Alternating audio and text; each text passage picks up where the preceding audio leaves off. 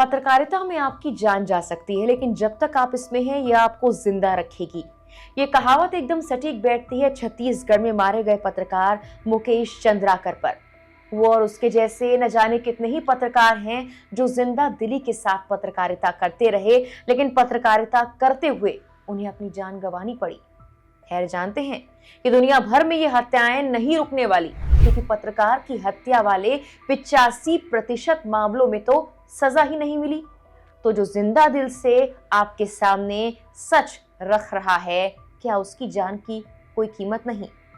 ये आंकड़े यूनेस्को की एक चौंकाने वाली रिपोर्ट से पता लगे हैं। रिपोर्ट में और क्या बताया गया वो तो आपको हम आगे डिटेल में बताएंगे, लेकिन उससे पहले जरा सोचिए, पत्रकार बिरादरी को कोसने से पहले कि सच कहने का साहस रखने वाले कैसे चुप करा दिए जाते हैं।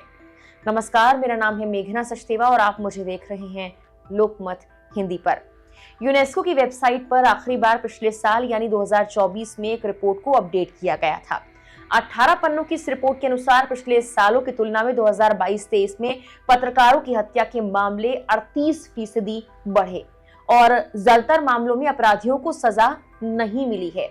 रिपोर्ट के अनुसार काम करते वक्त 162 पत्रकारों ने अपनी जान गंवाई। यूनेस्को की महानिदेशक ऑड्री अजूले ने कहा कि 2022 और 23 में हर 4 दिन में एक पत्रकार को सिर्फ इसीलिए मार दिया गया क्योंकि वो बस अपना काम कर रहा था, सच आप तक पहुंचा रहा था। पत्रकारों की हत्या के मामले में इस रिपोर्ट के मुताबिक मैक्सिको टॉप पर रहा, जहां 2022 में 19 पत्रकारों की हत्या कर दी गई। 2023 में फलस्तीनी इलाकों में 24 पत्रकारों को मार दिया गया। सबसे ज्यादा हत्याएं लैटिन अमेरिका और कैरिबियन देशों में हुई, जहां 2 सालों में 61 पत्रकार मारे गए, जबकि उत्तरी अमेरिका और पश्चिमी यूरोप सबसे कम खतरनाक इलाके थे, जहां पर 6 पत्रकारों की जान गई, उनकी हत्या हुई।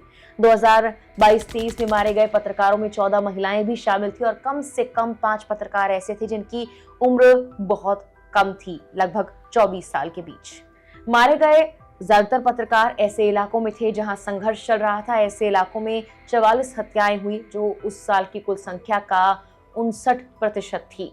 रिपोर्ट से पता लगा कि हत्या से जुड़े ज्यादातर मामलों में सजा नहीं मिली। कई देशों द्वारा यूनेस्को को दिए गए जवाब के अनुसार 2006 से 85% मामले या तो अनसुलझे हैं या छोड़ दिए गए।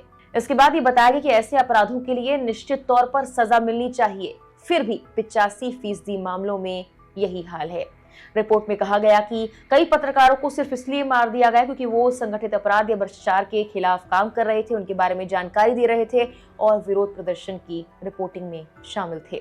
लैटिन अमेरिका और कैरिबियन देशों के अलावा अरब देशों में भी जर्नलिस्ट के लिए सबसे खतरनाक इलाकों की श्रेणी में रखा गया है। वहीं 2024 की एक और रिपोर्ट के मुताबिक यूनेस्को की महानिदेशक ऑड्री अजूले ने बताया कि साल 2024 भी पत्रकारों और मीडिया कर्मियों के लिए बहुत खतरनाक साबित हुआ है। अपना कामकाज करते हुए कम से कम 68 पत्रकारों की जान चली गई है।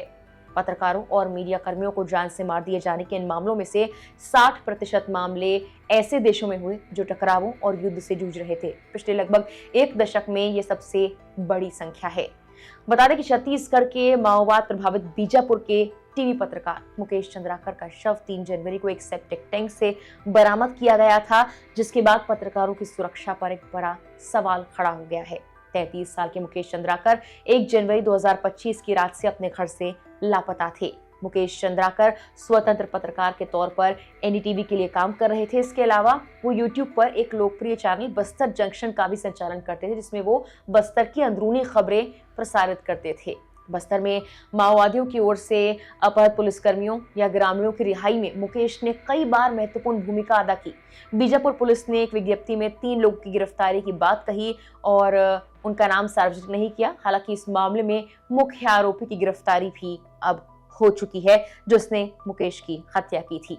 फिलहाल के लिए इस वीडियो में इतना ही।